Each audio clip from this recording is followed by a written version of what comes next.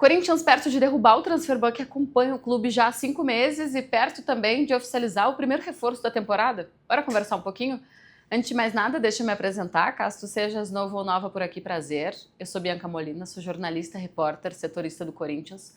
Acompanho o dia a dia do clube pela TNT Esportes Brasil e agora estou aqui também começando esse projeto de canal de YouTube.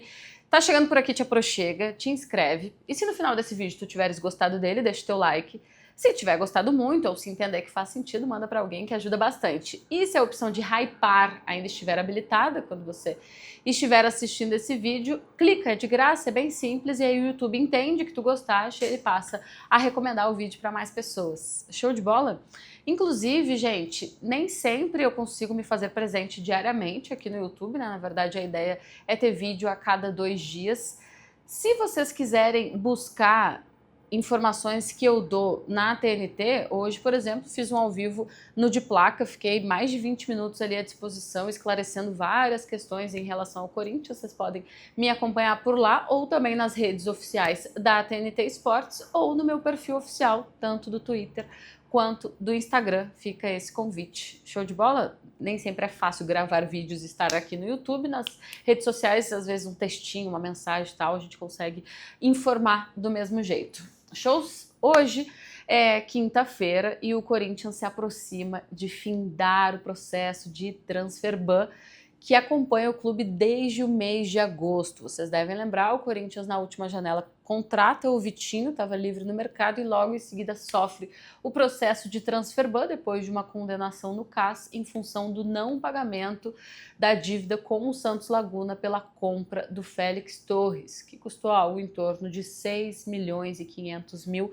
dólares. Bom, o Corinthians vem negociando já há muitos meses, tentando chegar num denominador comum junto com o clube mexicano e, ao que tudo indica, dessa vez vai. O Corinthians vai conseguir pagar à vista, como o Santos Laguna queria, conseguir um desconto ali na quantidade de juros, né, que o Corinthians teria que pagar por conta do atraso, né? O Corinthians pagou só a primeira parcela da compra do Félix Torres de 2 milhões, então esse montante ele teve um valor agregado de juros, o Corinthians conseguiu um desconto em cima desses juros, vai pagar na casa dos 33 milhões de reais à vista, hoje ainda quinta-feira ou na sexta-feira, e aí vai derrubar o processo de transferban. Com isso vai ficar livre para fazer contratações. Olha, em 2025, o Corinthians fez só 2 contratações. Na primeira janela, o Andileri, em função de força de mercado, né, ou falta de força, porque o Corinthians não tinha dinheiro, tinha que achar algumas poucas soluções para um elenco que naquele momento se entendia que estava bem completo, né? O Corinthians vinha daquela arrancada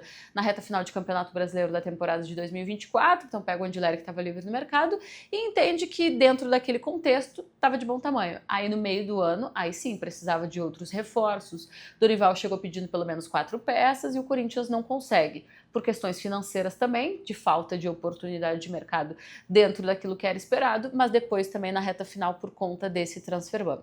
Agora, o Corinthians vai ter um horizonte um pouco melhor, saldando essas dívidas sem uma limitação imposta pela FIFA, né? Tanto que já encaminha, ao que tudo indica, a primeira contratação, que é a do Gabriel Paulista. É um zagueiro brasileiro, ele começou aqui no profissional pelo Vitória, tá fora do Brasil desde 2013, rodou pela Europa, estava no Besiktas. Já há um tempo ele vem ventilando e mostrando para quem quisesse ver que ele tinha vontade de jogar no Corinthians. Ele rescinde de forma amigável com o Besiktas, porque ele decide vir para o Brasil. Há um namoro com o Corinthians desde a temporada passada, com o Fabinho ainda como executivo de futebol. O Fabinho sai, esse namoro segue porque era um jogador aprovado pela comissão técnica, pelo Dorival Júnior, pelo Lucas Silvestre. Então ele conversa com o Corinthians, como não pode ainda fazer, né, efetivamente o contrato, eles têm um acordo verbal já realizado. Ele chega no Brasil, essa apuração eu fiz completinha, ele chega no Brasil final de semana. Já era um desejo do jogador não só jogar no Corinthians, mas vir para o Brasil, porque ele convive com um problema pessoal de ordem médica, de ordem de saúde. A mãe dele tem uma doença degenerativa, então ele queria conseguir cuidar, não necessariamente cuidar, né, mas estar mais perto da mãe dele. E aí junta o útil ao agradável, vir para o Brasil, cuidar da mãe, estar perto da mãe, jogar no Corinthians. Esse acordo já existe, final de semana ele deve pintar por aqui e aí já deve fazer exames médicos para assim que o transfer ban cair, ser anunciado como novo jogador do Corinthians, um vínculo de 2 anos. Gabriel Paulista tem 35 anos, de 2024 para cá ele passou por 5 períodos de lesão que tiraram ele ali de combate por ao todo 23 jogos, alguns mais curtos, de uma semana, outros um pouquinho mais longos, de 13, 15 dias, então é um jogador que não está no seu melhor momento físico, é verdade, já tem 35 anos, mas é um zagueiro de muita qualidade, refino técnico, que vem para brigar pela titularidade no Corinthians. Vem com uma expectativa de que ele possa ser o zagueiro dupla titular do Gustavo Henrique. Na temporada passada, ele só fez 17 jogos. O Corinthians teve mais de 70 jogos. O André Ramalho, se não me engano, fez 44 jogos e o Gustavo Henrique, se eu não me engano, fez 37 ou 38 jogos, agora eu não me lembro. E, então, assim, ele vai precisar dobrar a média de jogos dele na temporada para minimamente conseguir acompanhar uma temporada do Corinthians que é bastante cheia. Tem Campeonato Paulista, tem Copa do Brasil, tem Libertadores da América, tem Supercopa do Brasil, tem Campeonato Brasileiro, eventualmente se ganha uma Libertadores pode ter mais coisa, enfim. Fato é que está tudo muito bem encaminhado, então o Gabriel Paulista no final de semana pintando já em São Paulo, já organizando as burocracias para vir a ser o primeiro jogador anunciado pelo Corinthians. Se vocês quiserem já deixar uma opinião, se vocês conhecem o jogador, acompanhavam ele na Europa, no Besiktas, no Arsenal, no Atlético de Madrid, deixem aí a opinião de vocês. Fato é que o Corinthians precisava reforçar justamente a zaga, tinha ali o Gustavo Henrique e o André Ramalho como teoricamente os zagueiros titulares, né, mas não chegava a ser uma dupla unânime. Então, era uma lacuna ainda para esse time do Corinthians. O que mais? Falamos sobre isso. Garro, Garro mais uma vez sendo uma baixa para o Corinthians.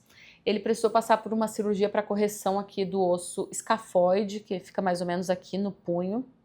Ele fraturou esse osso na final da Copa do Brasil. Muita gente perguntou por que ele não fez essa cirurgia de imediato. Ele acabou a Copa do Brasil e já fez a cirurgia. Ah, foi por causa das férias? Não, não teve nada a ver com isso. O Corinthians optou por um tratamento conservador para ver se o osso calcificava, né? Tudo voltava para o lugar e tal.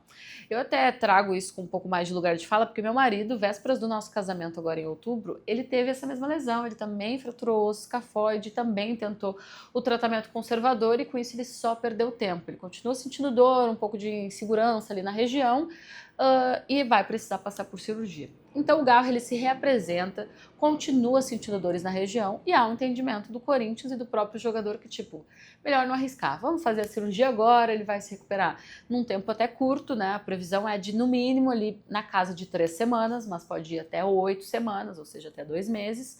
Mas a gente já faz agora e já se livra disso, evita que isso vire um problema quando a temporada do Corinthians já estiver subindo para chegar no auge. Então o Rodrigo Garro passou por essa cirurgia na quarta, ontem. Então, amanhã, sexta-feira, ele já se reapresenta no CT Dr. Joaquim Grava para começar o trabalho com fisioterapia e tal.